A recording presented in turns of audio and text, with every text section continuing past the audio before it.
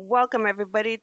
Today is Tuesday, February the 4th, and on Tuesdays we normally have Mr. Dwoskin. Unfortunately, he's not here in person, but he is on Zoom, and he's in Florida. So here's Mr. Dwoskin presenting his In the Headlines lecture series. Hi, Thank you. everybody. Hello, everybody. Hi. Thank you so much, Angela. Thank you for the wonderful introduction.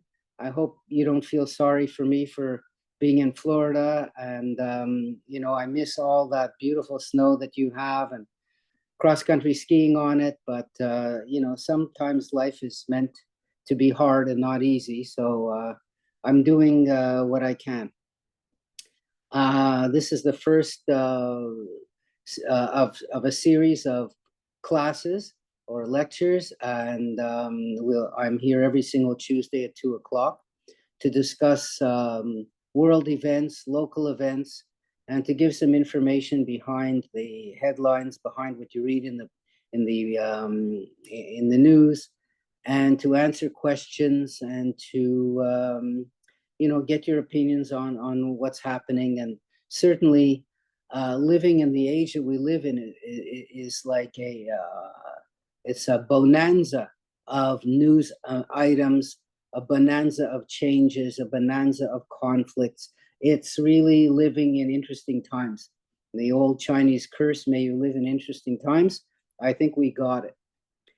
So let me just sort of touch lightly on events that happened since we had our last session, which was end of October. And of course, so many different things did happen. The most notable of which, of course, were the American election, which brought Trump back into office after having lost the previous election. And you should know that only one other president ever won an election, lost an election, and won again. So Trump has made history in that way. He's made history in so many ways. The only president to have been impeached twice, another record. And, so many things we could say about that. But and what we could do also is contrast the administration of 2024 with the administration of 2016 and see how big the differences are in how the both administrations got started. So many other big events happened in the meantime over the course of the early winter. Of course, the ceasefire in Gaza, the exchanging of hostages for prisoners, the ceasefire in Lebanon, ending a low-level war between Hezbollah and Israel, which started on October the 7th, 2023. So that long-standing conflict, but low-level conflict, has been ended for now. The other things which are, notable, of course, are Trudeau's resignation, the fires in Los Angeles, the impeachment of a president in South Korea, the government of Germany collapsing, the Ukraine war continuing more or less unchanged. That's about the only constant that we've had, was that particular war is still going on without all that much difference from one year to the next. So these are just a few of the things that have occurred over the winter time. And I'm going to speak just a little bit about my impressions about the American election before we go on to something else. And the American election was really notable in so many different ways. The polls showed really that the vote was pretty even going right into the last week of the election. And the actual results of the election were not all that much different from what the polls were showing. Some journals, like The Economist that I read, were giving Trump a 56% chance of winning. And indeed, he did win by a very small amount. So the percentage of votes that he got more than the Democrats were only 1.5%. That's not a lot, but it's still 1.5%. But if you go back to the last election, where the Americans voted over 4% or around 4% more for the Democrats than the Republicans, you could see it's quite a big shift of about 5 or 6% from one direction to the other, from the Democratic direction to the Republican direction. The other interesting thing about the election results was they were very consistent, meaning that it wasn't a question of a certain area voting more for Trump than they did before. It wasn't a question of a certain demographic group of people voting more for Trump than before. It was kind of an overall small retreat or slippage in the Democratic vote that shifted over to the Republicans everywhere, all at the same time, in all different categories of people.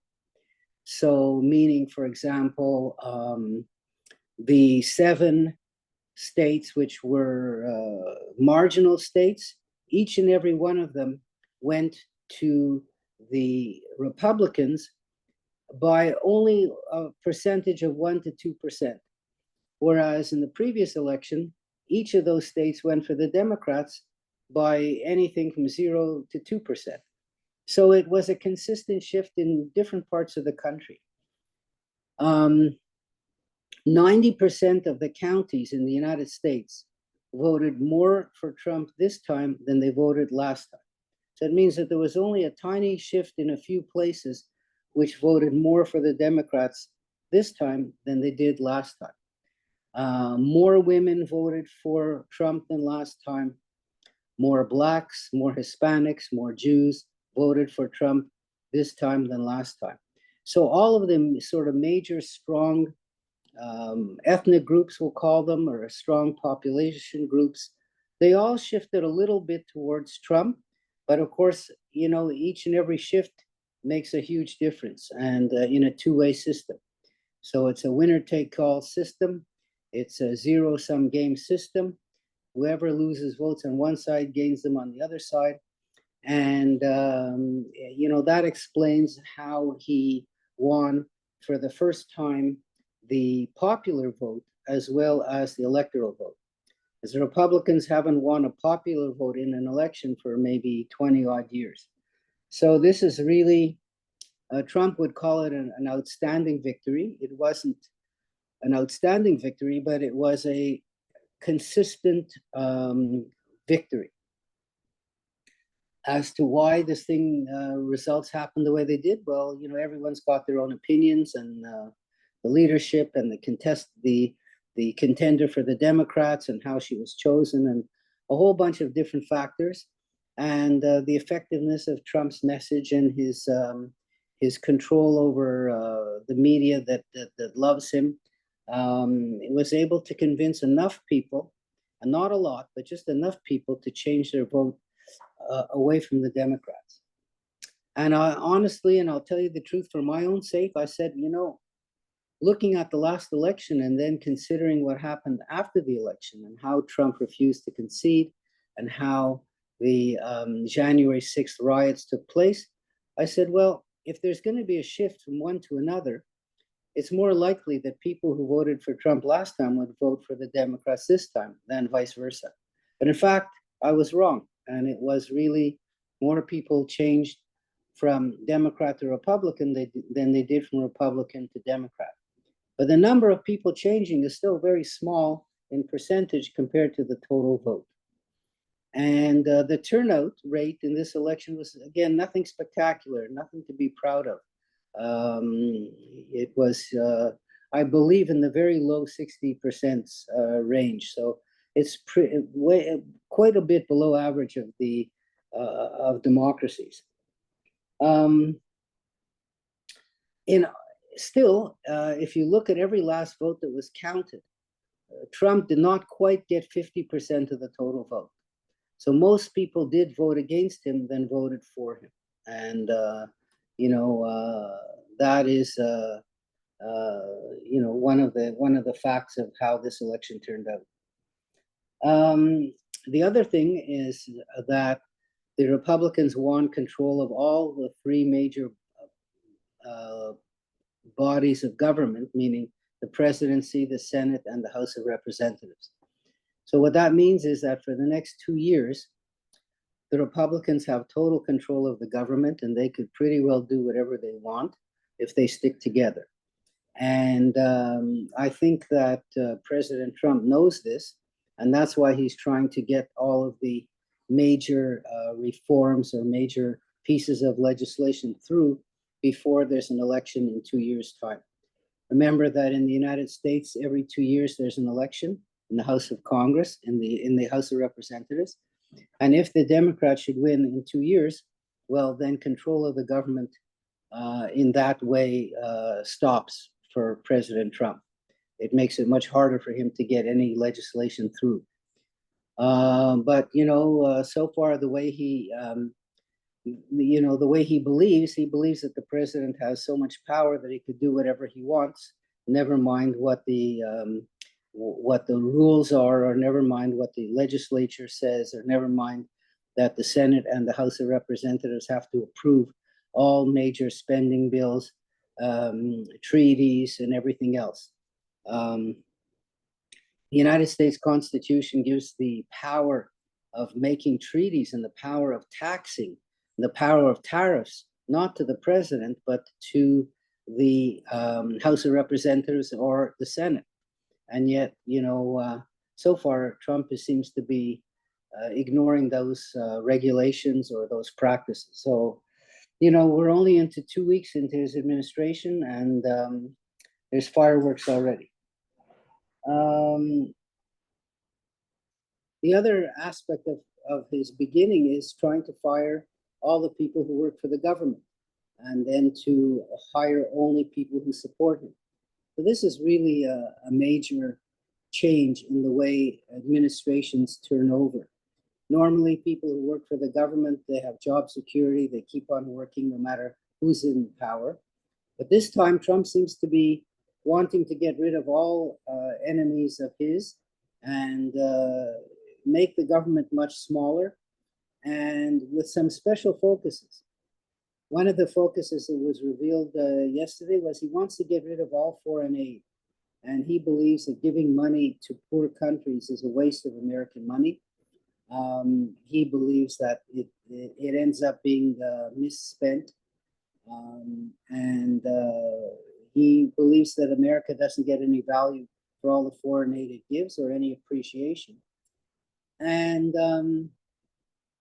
so billions of dollars that were going to the poorest countries will be cut off. And this is going to be a major shock to those receiving that kind of money. But also should be remembered that a lot of the money that the U.S. spends on foreign aid, especially food aid, is food bought in the United States. Any goods that are given away by the U.S. in food or in any other material, planes or anything else, have to be made in the U.S. So, some of the U.S. producers will be losers from this foreign aid reduction. Like I said, we're just at the beginning, so we have to see where all of this goes. I think an assumption that Trump has made is that even if he does things which are illegal, which he has no jurisdiction to do, and these things will eventually be challenged in court, that his nomination of 3 Supreme Court judges will vote in his favor and let him get away with doing whatever he wants to do. So I think that's part of his thinking. And I'm not worried about what's legal, because if it ever comes to it, my guys in the Supreme Court will support me. And it depends, he may be right on that.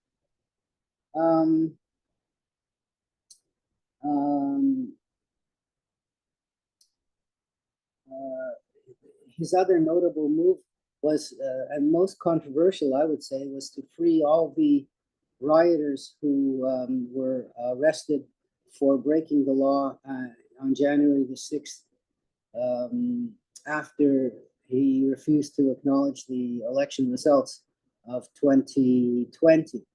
And so these rioters, there's over 1,000 of them, were arrested for breaking the law, for vandalizing the United States houses of government, for attacking police people, and for rioting and for plotting to overthrow the government. And they all got released. And, for someone who purports to be on the side of police to free people from prison who attack police seems to be a bit of a contradiction, but we all know that Trump is full of contradictions, so this isn't a surprise. And he just doesn't have time to start and figure out who should be released and who shouldn't be. Among the people being released, of course, were a lot of white supremacists and anti-Semites who, had hate blogs and hate presence on the internet. And these people are now free to do whatever they want. And in fact, some of them said they're already planning to take revenge on the people who put them in jail. So, these are going to be some controversial times that we have to look forward to.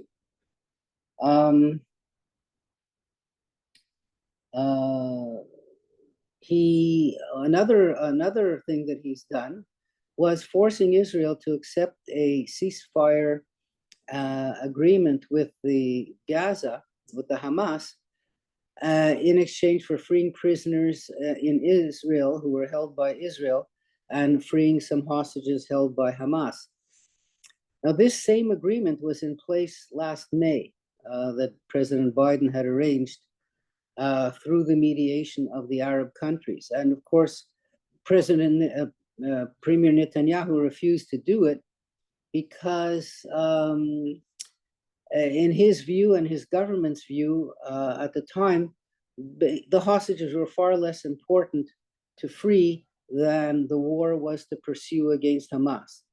And it was only President Trump who really forced Netanyahu's hand to accept something that he could have and should have accepted back 6 months ago when perhaps more hostages were alive.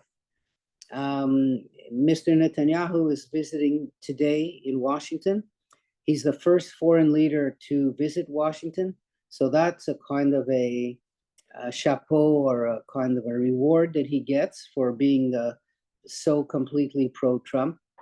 And it remains to be seen in a way where this will all go. I think Mr. Netanyahu is interested in telling Mr. Trump that there's no hope for a Palestinian state, that any arrangement in the Middle East should exclude the establishment of a Palestinian state.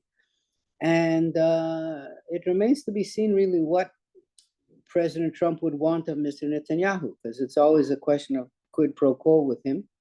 And he definitely would like Mr. Netanyahu to join a peace deal and an alliance with Saudi Arabia. And Israel would like the same thing, but Saudi Arabia insists that the promise of a Palestinian state should be made before Saudi Arabia would agree to recognize Israel. So this is a sticking point. And, President Trump has also said that all the people in Gaza should leave. Maybe 2.5 million, going where we don't know, but he's trying to get Egypt and Jordan to accept Palestinians, and even Indonesia to, believe it or not, to accept Palestinians. But nobody wants to accept 2 million people who were unwilling to move into their territories, let alone Palestinians who are not that well looked at by most of the Middle Eastern countries. So these are some of the roadblocks that so far have come up. Remains to be seen how those will be dealt with. It also remains to be seen if the balance of this sort of arrangement with Hamas will be carried out by both sides. And in Israel, there is a strong support now for releasing the hostages and releasing prisoners from Palestinian from jails in Israel, and for stopping the fighting. Although the right wing and the nationalists and the hawks really would rather continue the fighting.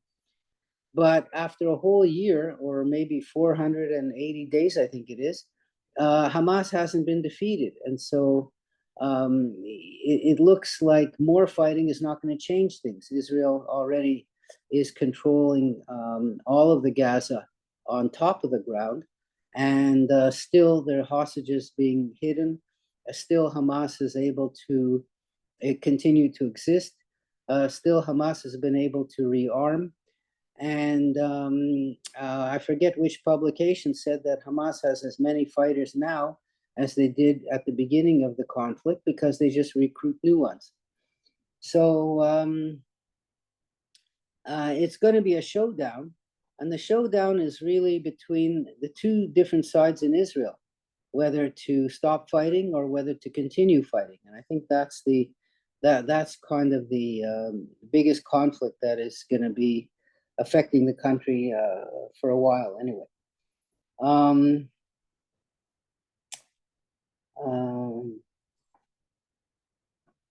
Yeah, let's see. Let me just see what else we got. See what time it is. Okay.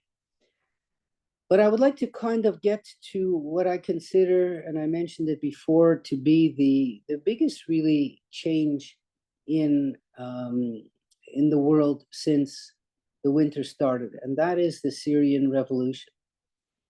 And why I would talk about it as the most important change is because America is a democracy and has been holding elections every 4 years since the first one was in 1796, I think. And there's always been an alternation of parties in power. And you know, even though this president seems to be pretty, we'll call him unusual, the fact is that, you know, in physics, things tend to return to the normal or to the average, or for whatever action, there is an opposite reaction, and things will sort of simmer down after a while. But the revolution in Syria that happened was something that was so remarkable because it overthrew a regime that was in power in effect since 1963. So if we count 63, you're talking 37, 57, and 61 years of rule by the party called the Ba'ath Party, and mostly by the Assad family. And the coup which took place did not replace sort of one general with another general, the way sometimes things happen in the Middle East, and just the names change. You know, the name on the desk changes, but everything else is the same. Here, so far, it seems like this is going to be a real change in the direction of the country. So why is it so important? First of all, let's take a look at that country as it is right now. Syria is a country in the Middle East, of course. It borders Israel, it borders Lebanon, it borders Turkey, it borders Iraq, and it borders Jordan. So it's really got a lot of different countries all the way around it. And whatever happens in that country does affect the lives of the countries that are around it. Syria was a stepping stone for Iran and for Iran's influence in the Middle East. So Iran was backing the Hezbollah in Lebanon, and they did that by transferring weapons through Syria into the Hezbollah. And Syria was part of the, we'll call it, Shiite alliance, which Iran had established, and which included countries like Lebanon and Syria and Iraq and Yemen. And all of these countries were closely tied into or influenced by or helped by or controlled by Iran. And the keystone of all of those countries was Syria, because it was the one which is kind of halfway, we'll say, between Iran on the one side and the Mediterranean on the other side. And it certainly was an easy conduit for Iran's war against Israel to be carried out through Syria. So the changeover in government there is really significant, not only for weakening the position of Iran, but also the strengthening of the position of Israel. The second thing is that the revolution that took place there took place on the heels of Israel's semi-destruction of the Hezbollah in Lebanon. And the Hezbollah is a militia, is an army, and is a political party devoted to the rights of the Shiites in Lebanon. And because they attacked Israel the day after the Hamas massacre, Israel was forced to fight against them at the same time as they were fighting against Hamas. And Israel, at one point or other, decided to really go after them. And so much so that they bombed Beirut with enormous bombs, which destroyed the headquarters of Hezbollah, which killed the leader of Hezbollah, and to send actual Israeli soldiers into Lebanon to try to root out Hezbollah military presence on the border or near the border. So the invasion there and the weakening of Hezbollah allowed the rebels in Syria to say, okay, Hezbollah now can't come to the aid of Assad if we try to rebel, and Iran is too busy trying to figure out what's happening in Lebanon. So maybe it's a good time to rebel and to see where it goes. And indeed, that's exactly what happened. So no Iranians came to the help of Assad, no Hezbollah came to help Assad, and even more importantly, no Russians came to help Assad. So the other big loser in this whole game of the Middle Eastern politics is Russia, because Russia had an air base in Syria and had a port in Syria, and were using both the air base and the port, a very important basis for their actions in the Mediterranean and all around. The strong support that Russia gave to Assad meant that when Assad's enemies took over, Russia was caught flat-footed. And it remains to be seen if Russia will have any presence left over in Syria. But certainly they withdrew their forces, they withdrew their ships, they withdrew their planes. And, you know, if they want to come back there, it would have to be on Syria's terms and not on Russia's terms. So this indeed explains why I think that this is really the most important event in the Middle East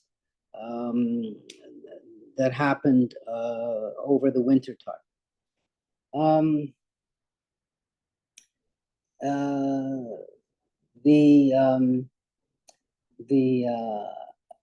The fall of Assad marks in a certain way the end of a revolution that began in 2011. In 2011, there was something called the Arab Spring, which was a grassroots uprising against dictatorial leaders in various different Arab countries. It started in Tunisia, it spread to Libya, it spread to Egypt, it spread to Iraq, it spread to Syria, it spread to Yemen. And in all of these countries, the leaders were overthrown, except for Syria. In Syria, despite the fact that there was a popular revolution against Assad, Assad used the Russians who were in his country to defeat the rebels. And defeating them meant massacring them, bombing them, using chemical weapons, using every tactic he possibly could to destroy the rebels and really to destroy the country at the same time. Excuse me 1 second.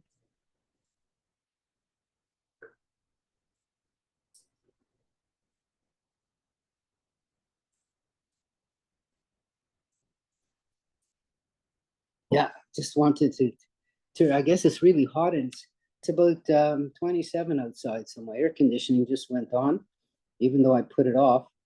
And I don't want to have the noise to disturb you or me. Um, so he destroyed the country in the process. The population of Syria was 24 million at the time of the uprising. Half of the people in the whole country either left the country or moved to other places in the country. So millions of people actually left the country. 3 million went to Turkey, 1 million went to Lebanon, well over 500,000 ended up in Europe, and the country's economy was completely shattered to the point where it's only 5 or 10% today of what it was back before the revolution started, but before the revolt started against Mr. Assad in 2011. So you can just imagine how completely impoverished the country is. Somewhere over 80% of the people are now considered to be poor. Mr. Assad lived, of course, a life of tremendous luxury. The only product that Syria was actually producing and exporting were drugs that were made in drug manufacturing plants and warehouses run by the Assad family and his cronies. And these drugs, called Captagon, are a kind of methamphetamine and were exported all around the Middle East. And that was pretty well the only trade that Syria could do, because number one, there was a boycott against Syrian goods. And number two was all the people who were working were now displaced and couldn't do anything. So the country was really in a state of total collapse. And now, of course, things have to start from the beginning, to start all over again. The presence of Syrian refugees in Europe caused other changes to happen in Europe. They could be accounting for the rise of right-wing parties all across Europe. They could have accounted for the Brexit vote in Great Britain. It's like a game. It's sort of like a game of marbles where one touches another and touches another, and it all has an effect going down the line. So this scattering of Syrians all over Europe had an effect on Europe as well, and not just an effect on Syria.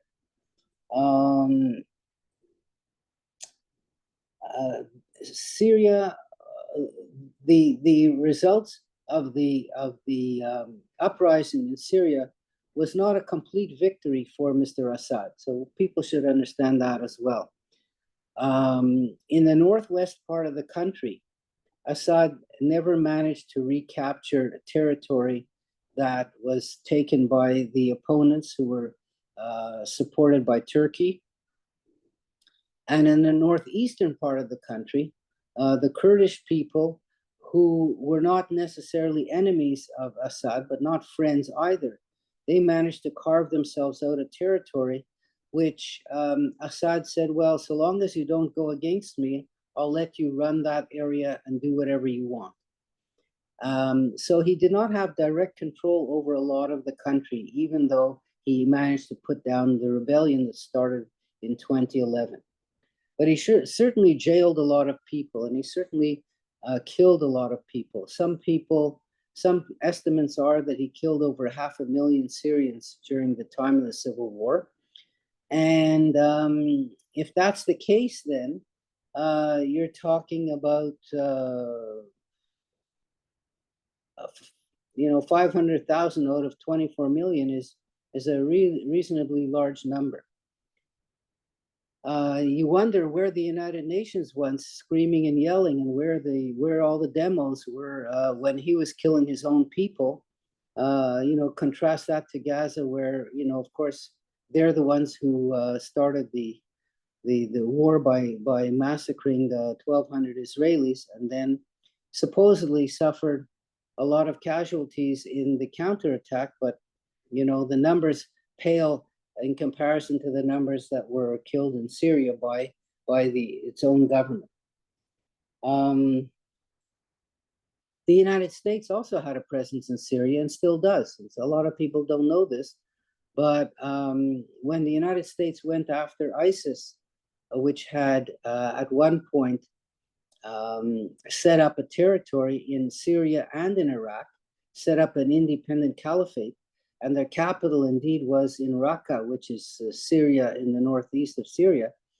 And they were running a territory that was, independent of Iraq and Syria, imposing Islamic rule, kidnapping people from the Yazidi religion, making the women slaves. All of that activity went on for a few years until finally the United States and other allies and the Kurdish people managed to defeat them. The United States kept troops there in order to prevent the resurgence of an ISIS-type onslaught, and the United States troops are still there. They're also there to protect some of the oil investments, not very big, which are in eastern Syria. So the U.S. does have active presence in we'll call it in eastern Syria, and they're using that as a basis to sort of also control what's going on in Iraq next door, because Iraq itself, although has settled down after so much fighting, the potential there for mischief is also big. So the US has a presence. The Turkish military has a presence in northern Syria, because the Turkish military want to be there in order to control the Kurdish nationalist movements, which they are afraid would spread into Turkey itself, into the Kurdish part of Turkey. So they're there to keep an eye on the Kurds of Syria and to prevent them from getting too close to the Kurds in Iraq. So there's foreign troops that are in Syria today. They're staying in Syria today. And lastly, of course, the Israelis moved into the borderlands of the Golan Heights and managed to take over Mount Hermon, which is the highest mountain in the region. And it's only less than a kilometer away from where the formal border used to be. And so they figured, well, with all the hubbub going on in Syria, we might as well try to, see if we could expand our borderline just a little bit in order to make the area of the Golan Heights a little bit more secure. So 3 different foreign armies are in Syria at this moment, and it's really, although after the country stabilized, the leadership of the country still has not really established the formal means of running a country or having established a government. Mr. Shara, who's now the new leader of the country, has been on TV. He made his first trip to Saudi Arabia. He's promised that Syria would be an open, multi-ethnic, free country. But it remains to be seen how that's going to happen. One interesting fact is that refugees who had been living in Lebanon and living in Turkey on their own, many of them moved back to Syria in order to come back to a country which is now free of the Assad dictatorship. So things are really in flux in that country, and it really will take a little while for things to settle down. There is a possibility, somewhat of a possibility, that Israel will become involved in Syria. And the first pronouncements of Mr. Shara said, we have no particular desire to go start fighting against Israel. But of course, Israel holds the Golan Heights, which is the territory they captured from Syria in 1967. And I don't know how it would be possible for Syria and Israel to make peace without the Golan situation being addressed. So that's, a subject for the future, let's say.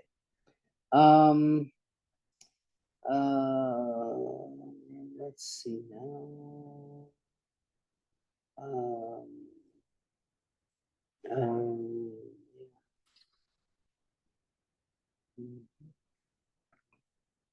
um, yeah. So that's the in a way the present, we'll call it the present story of Syria. And I'm just going to check my time here. Just going to just brush over very briefly some of the ancient history of that country and to try to give an idea of how important Syria was in the old days, in the old times.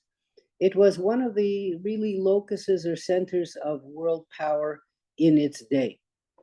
And the sort of civilizations and cultures that grew up there lasted for hundreds and hundreds of years until, of course, things changed again. So um, we'll just go back to that a little bit, but Syria is in the Fertile Crescent, location of which is this band of land which goes from Mesopotamia, or which Iraq is, following the Tigris and Euphrates rivers all the way up north, and then bending over in an arc around the desert and coming back down again through Syria, Lebanon, and Israel. And this Fertile Crescent was a place of migration, a place of habitation into prehistory. One of the oldest, in my research, I found that one of the oldest buildings that is still alive today was built in Syria around 11,000 years ago, and not far from the one in Turkey, which I visited, which is over 12,000 years old. And these were made by people who, had no modern tools, no modern knowledge, no steel, no anything. And it's remarkable to have a look at these structures that have lasted so long. And it's an indication of the fact that people lived in those places so long ago. The name Assyria comes from Ashur, which is the name of the territory in the Bible given to that piece of territory, Assyria. And it is quite likely that the territory that Assyria once conquered was really pretty well the whole Middle East as we know it. In 722 BC, the Assyrians came down and captured all of the north of Israel. They were the ones who exiled the 10 tribes of Israel, and we don't know where they went. Their power lasted for not all that long before they were conquered themselves by the Babylonians and then by the Persians. But they left their mark in the Middle East through their language. And their language was Aramaic. And Aramaic was a language that was so common in the Middle East and so spread out that I was reading that they found an Aramaic inscription of all places on Hadrian's Wall in Scotland, the border between Scotland and England, where maybe an Assyrian was serving perhaps in the Roman army and left some writing there around Hadrian's Wall. So the language of daily use and of daily commerce in the Middle East was Aramaic, even though the Greeks and the Romans, after the Greeks, did take over those territories and did rule them. But the common people spoke Aramaic. We know that the Talmud is written in a kind of a sort of a mixture of Hebrew and Aramaic, and that in Israel the Jewish people stopped speaking Hebrew and used it only for prayers, and were themselves speaking Aramaic, certainly around the time of Jesus's time, and going on into the next couple of centuries. In fact, the Aramaic language persisted really until the invasion of the Arabs and Muslims coming from Saudi Arabia, who conquered the Middle East in the 650s and 640s. And then at that point, it was replaced by Arabic as the sort of normal common language of the people. When the also the Syria, or which we would consider today to be kind of a, we'll say Syria, Jordan, Israel, and Lebanon, that whole territory under Greek rule and under Roman rule was really a melting pot of religions and languages and a multi-ethnic territory, which was inhabited by all kinds of people, Greeks and Arabs and Jews and Romans, and each one left their mark, in that area as well. So it wasn't as if, for example, the Jews only lived in Israel. They also has the oldest synagogue that was found outside of Israel was found in Syria today, in a place called Dura Europos.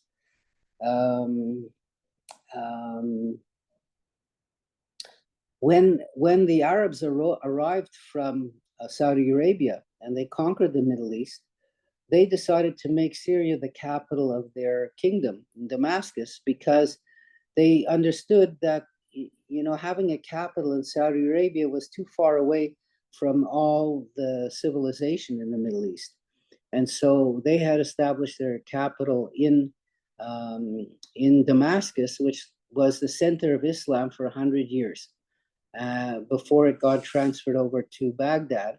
And then, of course, it shifted around from one place to another, until it ended up in Istanbul for a while, and it was in Cairo for a while, and now back to Mecca, where Islam originated. So the religion did have, in the days that it had a central headquarters, for 100 years it was in Damascus. And Damascus is considered to be one of the oldest continuously inhabited cities in the whole wide world. And Aleppo also, it's a sister city to the north of Damascus. Those two cities have been continuously lived in as cities for perhaps 6,000 years. So that is quite a remarkable history. Things sort of went a bit downhill in the Middle East, all over the place, after the Europeans discovered that they could get to India and China by sea instead of by land. And so the land route of trade with China and India sort of went downhill a bit, and prosperity went downhill because of the sea route going around Africa, going to China and India. In the 1500s, the Turks, the Ottoman Turks, conquered the whole Middle East, including Syria, including Israel, and they established their rule over the Middle East, which would be considered to be Turkey, Syria, Jordan, Lebanon, and Israel, and of course, much further away than that. And that rule lasted for 400 years until 1917. In the First World War, Turkey decided to join the Germans and the Austrians against Russia, particularly, and France and Great Britain and the US. And after they lost the war, of course, their empire collapsed.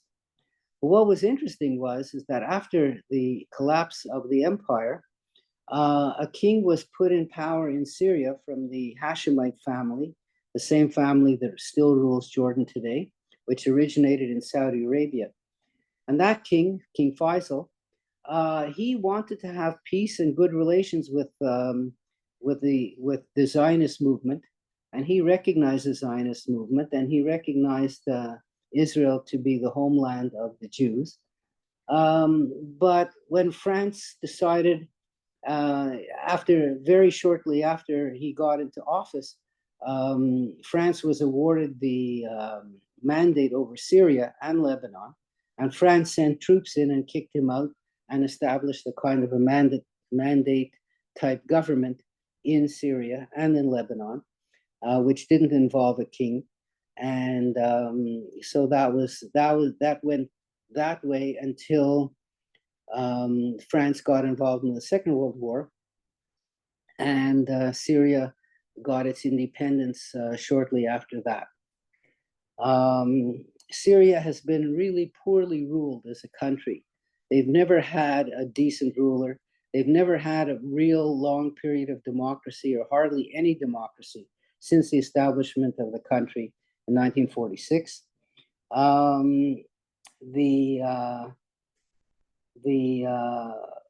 There were rebellions against French rule. It's interesting. There were rebellions against French rule in the 1920s, led by the Druze population.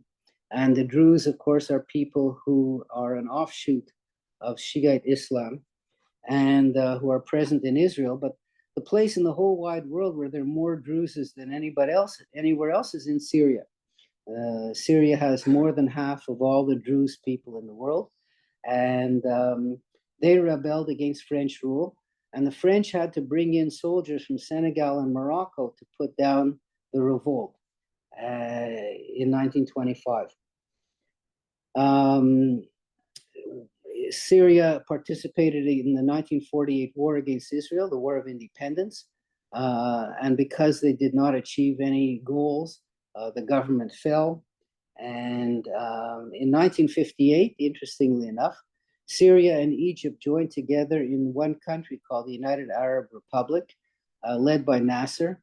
And that republic lasted for 3 years. Again, some of the idea was to be able to use it as a confrontation to Israel, but it didn't really work in that way. And after that union collapsed is when the Assad's political party, the Ba'ath Party, ended up taking over. In 1967, they participated in the war against Israel. They lost the Golan Heights, and the Assad family took over as a result of that in 1970. So he became a dictator. There was a revolt against him 12 years later, and he killed 40,000 people in Hama, the fourth largest city in Syria. And it was the biggest massacre, or biggest, we'll call it civilian casualty list of Arabs killing their own people, ever since. And the funny thing is that these were people killed by him. And again, there was no big outcry in the United Nations or anything like that. Syria intervened in the Lebanese Civil War, which started in 1976. So Syria invaded Lebanon in 76, and they lasted there till 2005. It was voted the most dangerous place for journalists in 2024. It was voted the most corrupt country in 2023, and the second most corrupt country in the world. And of course, basically, the new government there has to start from scratch. What makes Syria different from some other countries is that it is a kind of still a multi-ethnic country. It's got Sunnis, it's got Shiites, it's got Kurds, it's got Christians, it's got Druze.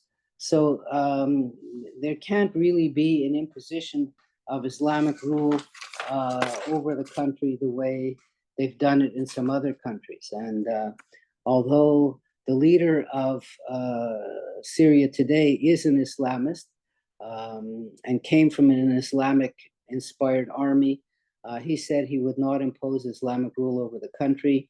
He said he would make it into a kind of a more open country, but it remains to be seen at this point whether that will happen. They permitted, Christmas trees to be put up. By the way, Syria used to have a very large Christian community, and Christianity as a religion really got itself started in Syria because after Jesus passed away, his Jewish followers were not so numerous and were not successful in spreading Christianity among the Jews. And so they went out into Syria to spread the religion, and that's where it really caught on. And St. Paul, He was in Syria, he wrote letters there, and he was able really to get the people who were living in Syria to be his first really large number of followers. And Christianity remained a strong minority in Syria, really up until recent times. And ever since all the trouble started, it was Christians who were, in a way, most able to leave the country, and through the 19th and 20th centuries. And so the Christian community, which perhaps once was somewhere around 15% of the country, is now down only to maybe under 5%. So that's a kind of a thumbnail sketch in a way of some of the more important events of the day. We have to really keep following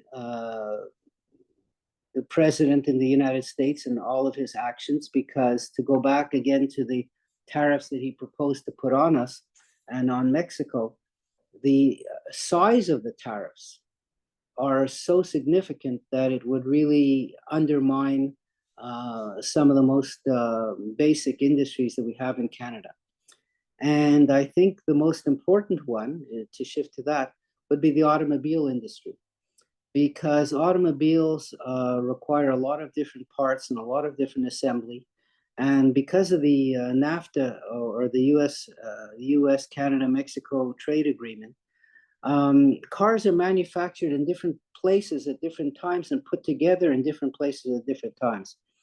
And if the United States decided to say, well, we're going to ignore NAFTA, we're going to ignore the US Canada Mexico trade agreement, we're going to put tariffs on everything, it would, in a certain sense, stop the auto industry from being able to manufacture cars in different places at different times and put everything all together. So that would lead to a huge amount of job losses in Canada and in Mexico. There are companies that are set up in Mexico specifically to export only to the United States, and all they do is export to the US, because that's the way they're set up, because Mexico is not a customer for the goods that they make.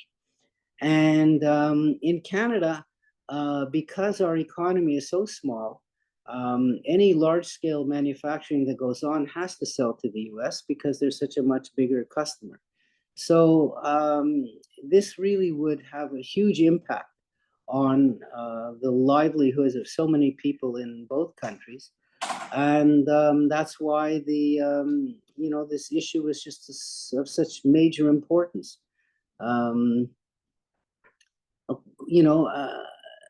Trump, seems to feel, I mean, it's so hard to know what's in his mind, but, for him, it's a sort of a tax grab, or it's a way of the US government collecting money that they don't have to collect by taxing Americans directly. And so if he wants to provide a tax cut to corporations and to individuals in the US, he could offset it by the amount of money collected in tariffs at the border. And I think that's maybe some of his thinking. The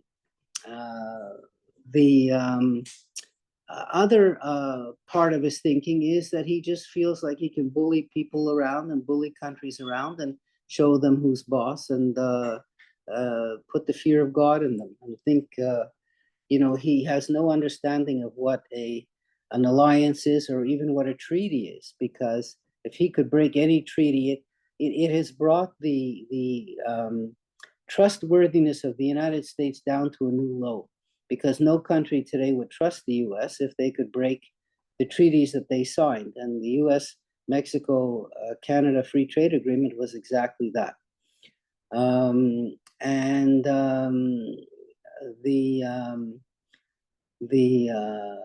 The idea, especially nowadays, that you could bring jobs back to the US, and he's thinking of kind of manufacturing jobs. Manufacturing is not a big part of any world economy these days in the Western world, because the Far East has taken over that job. And even manufacturing jobs that are created in the Western world employ so few people because of they can only stay in business because of automation and because of using robots and using new technology that would eliminate the need for actual employees. So he somehow believes or doesn't understand that putting a tariff or on goods coming into the U.S., meaning charging the importer the money of the 25%, that would lead to inflation, that would lead to prices going up. And he was promising to bring prices down. And every single economist has written that tariffs only bring prices up. Another unintended consequence of tariffs is that if foreigners are not allowed to compete, then American producers themselves will raise prices and also will lower the quality of the goods they make because they have no competition. And this sort of regime of isolation happened in South America for 50 years, from the 1930s pretty well on to almost the present day. And it's one of the explanations of why South America, with all of its great resources, have not prospered as much as, say, East Asia, because their manufacturing and industrialization policies were so protectionistic that the local bosses could do whatever they wanted, and there was no real competition to increase wages or to compete by exporting goods outside of South America. So, I mean, there's so many negatives that people have written about, and Trump just has his own way of doing things, and the Republican Party are just so captured by him that they themselves can't really speak out. So this is an ongoing story because in a month's time we'll have to meet another deadline, and we'll see what happens then. My guess, and it's only a guess, is that he won't put the tariffs on in a month's time. But it just, it's like a threat that's over people's heads. And for Mexico and Canada, they need the U.S. more than the U.S. needs them. And so they really, the U.S. really does have the sort of big stick in this whole relationship. Anyway, I wanted to thank Cote-Saint-Luc, and I want to thank Angela, and I want to thank all of you for tuning in, and I want to give you the chance to ask questions and make comments. So, now's your chance, and I'm here for as long as you like. So think of anything you'd like about any of the subjects that I spoke about, or even other subjects, or if you have suggestions of things you'd like me to speak about, let me know. I just want to add in one little point that I just read about the other day, just to tell you how this Elon Musk is so powerful in the government. He got the United States to warn South Africa, where Elon Musk is from, that if they took away any lands belonging to white people, that the United States would come down really hard on South Africa and stop all manner of help that they've been giving to that country. So, it's like Elon Musk's own personal political wishes end up to be policies of the United States. So, yeah, tell me if you've got any ideas, any thoughts, any questions, any comments. Let me know. I have a question for you, Mr. Dwoskin. Sure. You said the second most corrupt country is Syria. Yeah. So what's the first one? Um, Good question. I don't know how they measured these things. That's the problem. So it could be Afghanistan because they've got no money, and money is necessary for anything. It could be that. There's a lot of contenders. I would say in Africa there's so many contenders, and so I don't know, because I don't know how they measured it. I don't know the list, but Dr. Google probably could tell you if you looked it up. But certainly, so many countries in Africa are corrupt. Countries in Asia, Cambodia, are known for corruption. Some of the Central Asian countries also. And corruption means where you could go to the leadership of a country and say, if I give you some money personally, I want you to give me the rights to open a mine or to open a factory or to or for example, even in India, where there is some corruption, where some of the big shots in business will go to the government and say, I don't want any competition from another airline or another phone company, so give me the monopoly of this trade. And that's how corruption works on the government level. The Thank poorer the country, the easier it is for corruption to take place, because they need the money more than anything. The countries that have the reputation for the least amount of corruption are the Scandinavian countries and Northern European countries. That's where they say that corruption is the smallest. Then places like Australia, New Zealand, and even Canada will rate up as in the top list of least corrupt countries. Thank you, Mr. Dwoskin.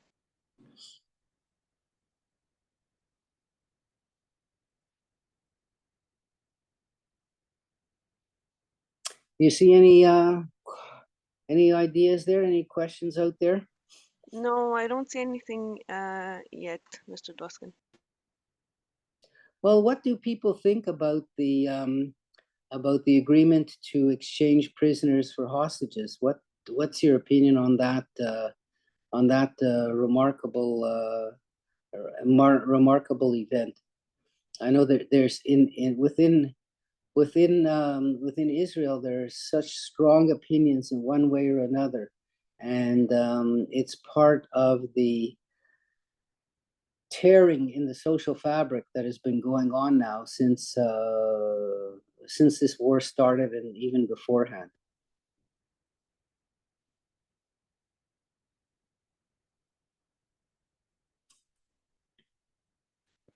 I just would like to say, if you want to ask a question, you could either type it in chat, or you could press on the Q&A section of Zoom, and you could type in your question there. Or you could also raise your hand.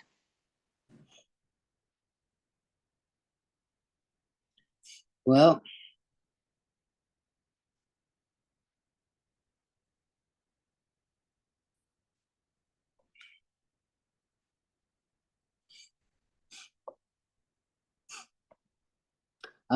so, as I said to you before, it's a discussion and learning that we all do. And if you've got topics that you would like me to speak about, I'd be glad to do it. And there's just so many interesting things going on. I do read, my sources are really very wide. So I read news items and magazines from all around the world online. And sometimes a little story will pique my interest, something that hasn't been well publicized. And so I could bring it to you. But,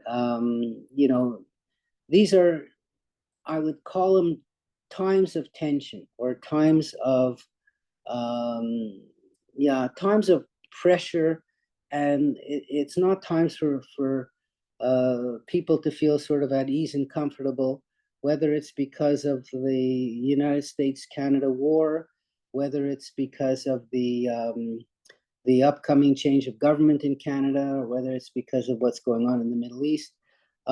It's not a period of calm, kind of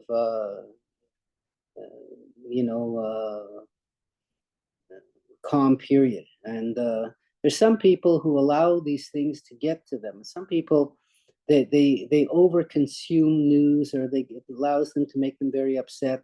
And especially in the United States, there are people who can't stand Trump, and they say, well, I'm not even going to watch the news, and I don't want to hear anything about it. And it's a kind of a phobia, and we shouldn't allow ourselves as individuals, to let these type of events make us upset. Not that we can't know what's going on, and we should know what's going on, and it's important to know what's going on, but to take things in perspective, and to take things in context, and to understand that, fortunately for us, we're not in Syria, and our lives are not in danger. and we're not, hostages in Gaza. And we should appreciate these things before getting ourselves all wrapped up about, sort of daily political events. Even something like the tariffs, whether they go on or they don't go on, for the vast majority of people, it just will affect the prices that they pay for goods in a sort of a small way. And especially for for people like us and people, maybe my listeners who are retirees, it's not going to have very much effect one way or another. So don't allow yourselves to get caught up in these sort of news cycle panics, and allow yourselves to do other parts of life besides those things. That's about it. Oh, Mr. Dwoskin, you know what I heard recently? That Yeah, there was 90 million Americans that didn't vote in the election. yeah. Well, 90 million. Well, let's put it like this. Yeah, I think that's about right. It's like Because almost one third of the population. yeah, that is about right. The amount of votes that were done were somewhere around 75 million each, for 75 million votes for the Democrats and 75 million for the Republicans. So that's 150 million. So add on 90 million is 240, and the U.S. population is 335. So you take off all the people who are under 18 years old and who are non-citizens, and that's about right. 90 million voters is, as I said before, I said it wasn't a very high turnout election. So people get what they deserve, and a lot of people became so cynical, and they said, well, we don't believe politicians and they all lie and they make promises and we can't trust any of them. So why bother? And,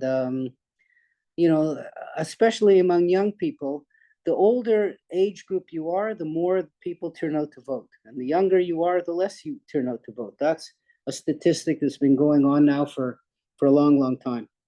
And it's too bad. Some people say the solution is to make voting compulsory. In some countries, it is. If you don't vote, you can get it because every voter's name is on a register. If you don't show up to vote, you get a ticket, like something like a parking ticket, an offense like that, $100 or $200 fine. And sometimes what happens, of course, is people will vote, but they'll go to the ballot booth and they'll write "FU" on the ballot, or they'll write stupid things. I'm voting for who knows, some not a real person, and so that's the alternative. When you force people to vote, if they're not interested, they'll kind of make fun of the whole system. But it's hard to say which is a better solution to that.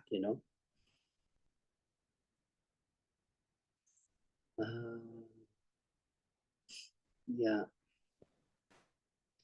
So listen, I want to thank everybody for listening. I want to thank Angela again.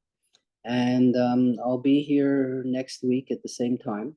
So please come back and prepare any ideas or questions that you might have. And I'll see you then. Thank you, Mr. Dwoskin, and thank you to everyone listening in over the phone and on Zoom. We shall see you next week. Have a Okay. have a good rest of your day. Bye bye. Bye. Bye.